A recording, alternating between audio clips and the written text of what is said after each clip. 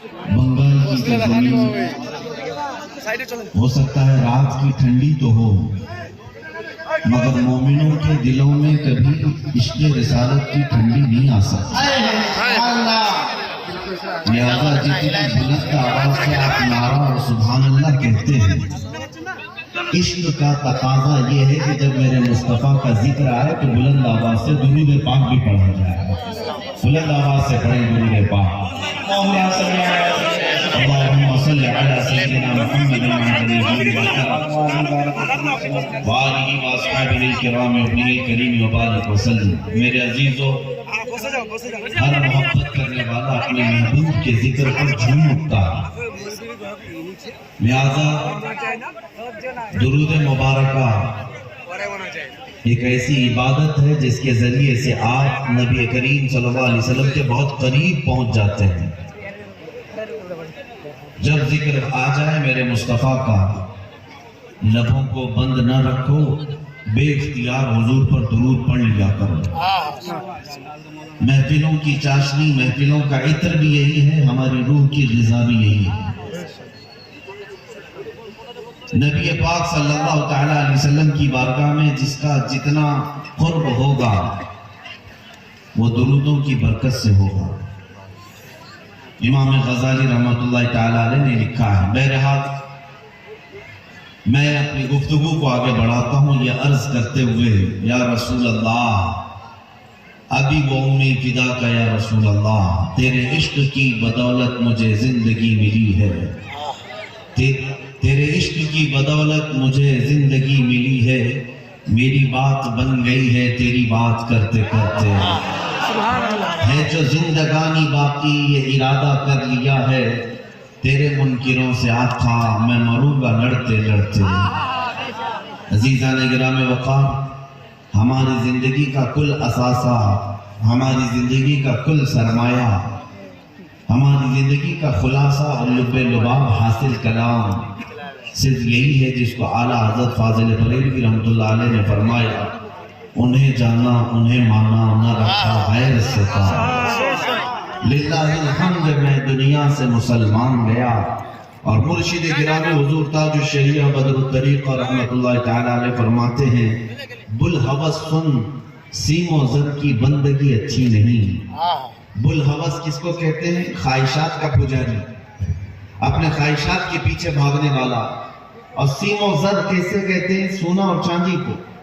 حضور تاج الشریعہ فرماتے ہیں، اے خواہشات کے پیچھے بھاگنے والے، سونے چاندی کی غلامی اچھی نہیں ہے۔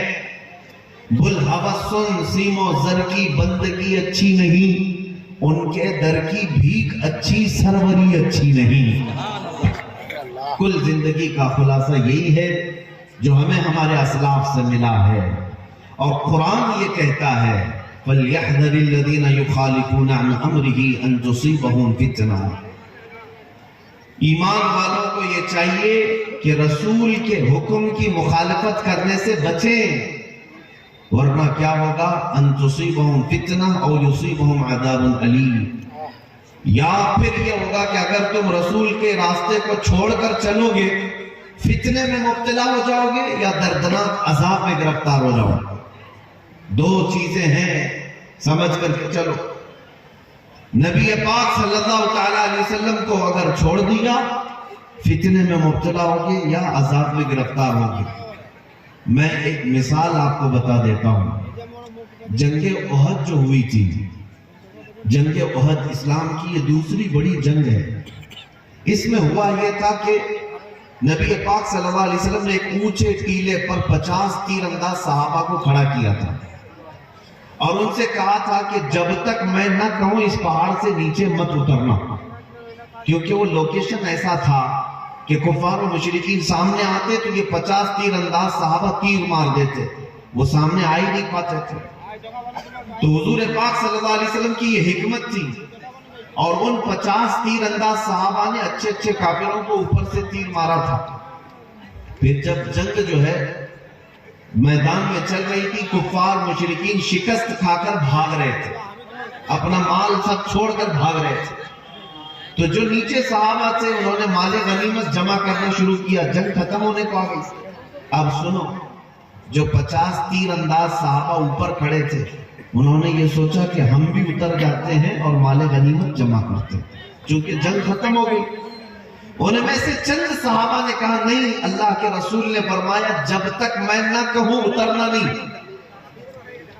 لیکن صحابہ میں آپس میں یہ بات ہوئی کہ نہیں، رسول اللہ کے فرمانے کا مطلب یہ ہے جب تک جنگ ختم نہ ہو تب تک مت اترنا۔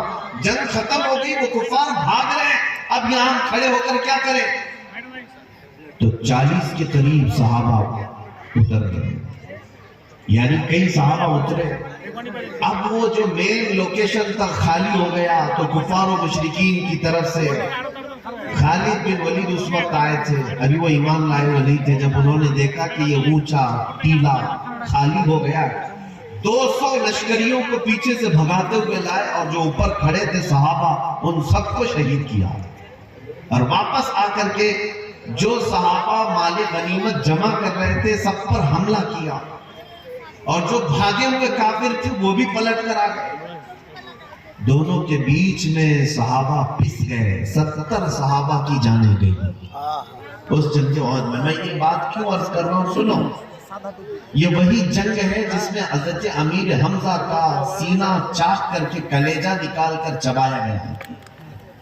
یہ وہی جنگ ہے جس میں حضرت عبداللہ بن جحش کے 80 ٹکڑے کر دیے گئے تھے جسم کے، اور کافروں نے ہار بنا کر کے پہن لیا تھا ان کے ٹکڑوں کو کاٹ کر۔ یہ وہی جنگ ہے جس میں حضرت انس بن نزیر ایسا پیس دیے گئے تھے کہ ایک انگلی کے علاوہ ان کے جسم کا کوئی حصہ ہی نہیں ملا۔ یہ وہی جنگ ہے جس میں حضرت سعد بن ربی کے جسم میں 12 نیزے لگے تھے، پیٹ پھٹ گیا تھا۔ یہ وہی جنگ ہے جس میں خود رسول اللہ کے 2 دانت مبارک شہید ہوئے۔ اتنا بڑا جو نقصان ہوا، اتنا بڑا نقصان ہوا، 70 صحابہ کی جانیں، بڑے بڑے صحابہ اس میں شہید ہوئے۔ کیوں ہوا؟ مفسرین فرماتے ہیں صرف اس بات کی وجہ سے کہ اللہ کے رسول نے فرمایا تھا جب تک میں نہ کہوں اترنا نہیں۔ رسول پاک صلی اللہ تعالیٰ علیہ وسلم کے فرمان کو جو آپ سمجھ رہے ہیں کہ حضور نے جو فرمایا، صحابہ نے یہ نہیں ہے کہ نافرمانی کرنی تھی، ان کی خطا اجتہادی تھی، اتر گئے، جس کی وجہ سے اتنا بڑا نقصان ہوا۔ صحابہ نے جان بوجھ کر کے حضور کی نافرمانی نہیں کی، وہ ان کا اجتہاد تھا۔ انہوں نے سوچا کہ جنگ ختم ہونے تک کے لیے حضور نے فرمایا تھا جنگ ختم ہو گئی اب اتر جائیں گے، اس کے باوجود اتنا بڑا نقصان۔ مفسرین لکھتے ہیں اس آیت کی تفسیر میں، اے مسلمانوں، جو جان بوجھ کر رسول اللہ کو چھوڑ چکا ہو، جو آج جانتے ہوئے نبی پاک کے احکام کی خلاف ورزی کرتا ہو، وہ تو احد کے میدان میں 70 شہید ہوئے تھے، آج 70 لاکھ بھی مرے تو کیا فرق پڑتا ہے؟ آج 70 لاکھ کی بھی جان جا سکتی ہے۔ وجہ یہی ہے جس کو اقبال نے 2 جملوں میں بیان کر دیا تھا، کیا ہے؟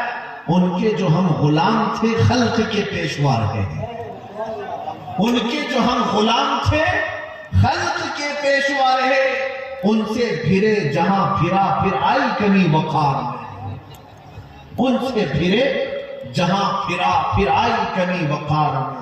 اے میرے عزیزوں، جذبات، جوش سب اپنی جگہ پر، جب تک تم محبت کے تقاضوں کے مطابق نہیں اتر سکتے۔ حضور پاک صلی اللہ تعالیٰ علیہ وسلم کے لیے اپنا سب کچھ قربان کرنا ضروری ہے، صرف زبان سے نہیں۔ ابھی میں پوچھوں گا تو سب 2 ہاتھ اٹھائیں گے کہ کون کون اپنی گردن دینے کو تیار ہے، ہر کوئی ہاتھ اٹھائے گا۔ لیکن میں یہ پوچھتا ہوں، جو بندہ حضور کے لیے جان دے سکتا ہے وہ کچھ گناہ چھوڑ کیوں نہیں سکتا؟ اپنی عادتوں کو بدل کیوں نہیں سکتا؟ اور میں نے تو یہ بھی دیکھا ہے، آج دن کا اگر کسی کو عشق ہو جائے کسی لیلا سے، اور مجنوں کو ہم نے دیکھا ہے وہ چہرہ بھی بدل لیتا ہے، کپڑے بھی بدلتا ہے، ہیئر اسٹائل بھی بدلتا ہے، گھنٹوں لیلا کے انتظار میں جا کر کے پارک میں انتظار بھی کرتا ہے۔ مجازی عشق میں جب تو اپنے آپ کو بدل سکتا ہے، جبکہ یہ بھی بھروسہ نہیں لیلا کتنے دن تیرے ساتھ رہنے والی، یہ بھی بھروسہ نہیں۔ باوجود اس کے اپنے آپ کو بدل سکتے ہو تو اس نبی رحمت شہید شاہد و جہاں کے لیے کیوں نہیں بدلا جا سکتا جو ہمیں ایک بار تھام لے تو دنیا میں بھی تنہا نہیں چھوڑتا, قبر میں بھی نہیں اور حشر میں بھی نہیں. حشر میں بھی وہ تنہا کبھی نہیں چھوڑتے. تو ان کے لیے کیوں نہیں بدل سکتے, ان کے لیے کیوں نہیں بدل سکتے. اس کو ہی اعلیٰ حضرت فرماتے ہیں آج لے ان کی پناہ, آج مدد مانگ ان سے. آج لے ان کی پناہ, آج مدد مانگ ان سے, کل نہ مانیں گے قیامت میں اگر مانگ گیا. اے عزیز ساتھیوں مسلمانوں, میری امت کے غیور نوجوانوں, ایک حدیث میں تمہارے سامنے رکھتا